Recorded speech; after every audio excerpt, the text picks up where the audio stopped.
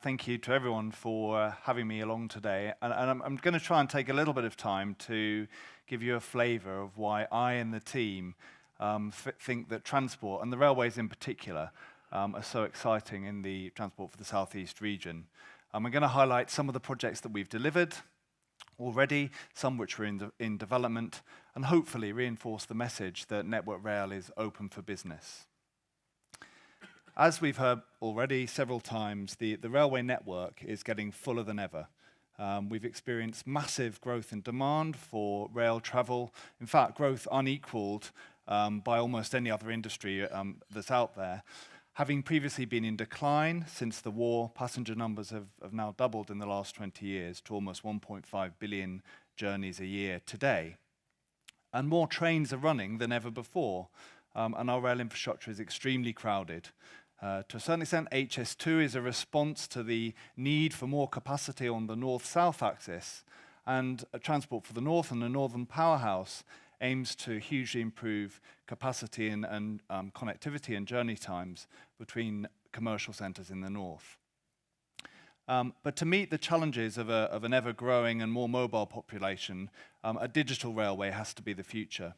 It's about getting more out of what we've already got, allowing trains to run closer together and more reliably, freeing up capacity on our existing network, enabling us to reduce delays and further enhancing safety and driving down costs. The early schemes are already in delivery and will bring major benefits. For example, we'll all be familiar with the Elizabeth line, which will be powered by digital signalling. And on Thameslink, the capacity gets improved with the number of trains running per hour increasing from 16 to 24 trains an hour through London by the end of next year. And the government's already funding the development of plans to introduce traffic management, a digital railway technology, across the southeast on routes into London, including the Brighton Main Line. But as we've heard, it isn't and can't just be about London and the big cities. Not everybody lives in a city. Not everybody works in a city. In fact, only just over half the population is defined as living in a city. So enabling people to either get to work in a city or travel around it requires a complex network of integrated transport systems, of which rail plays a critical part. As I've already said, in our overcrowded railway, capacity is the vital commodity. And to make sure we use and plan how to use rail capacity in the best possible way, the railway system operator has been created to plan changes to the railway system as a whole so that the needs of passengers and freight customers are balanced to support economic growth. The system operator takes a whole system, whole network, long-term view to planning the railway, right through to the production of the timetable. Our work is informed by industry-wide interfaces with every train operator, our route teams, and other infrastructure managers, as well as public and private funders, and involvement in the department's franchising process. And in prioritising our plans and taking decisions, we try to balance cost, capacity, and performance factors to meet the needs of customers and route teams alike.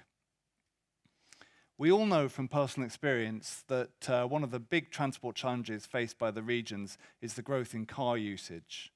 These figures are national and show the huge growth in journeys by car over the last 50 years or so.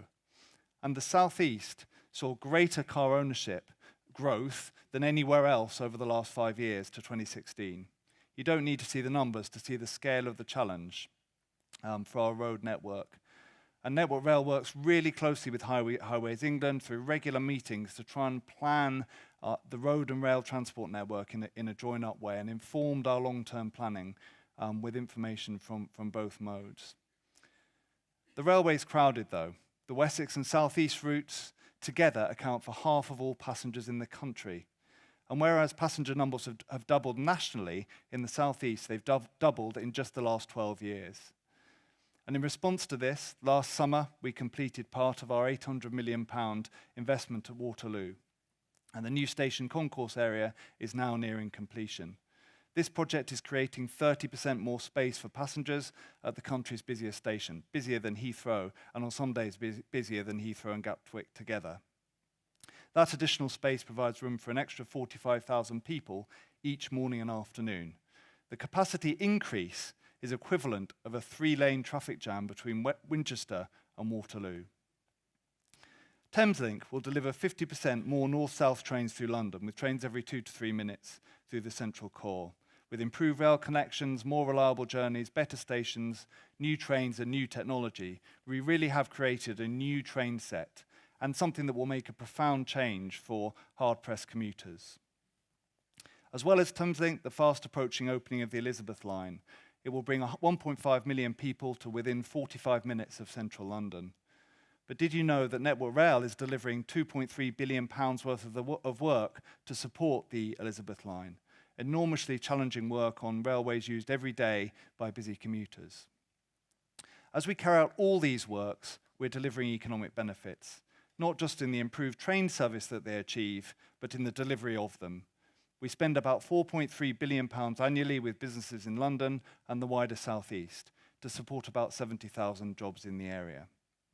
Looking at the South East region, rail will be crucial to its continuing economic prosperity, creating jobs and unlocking more housing.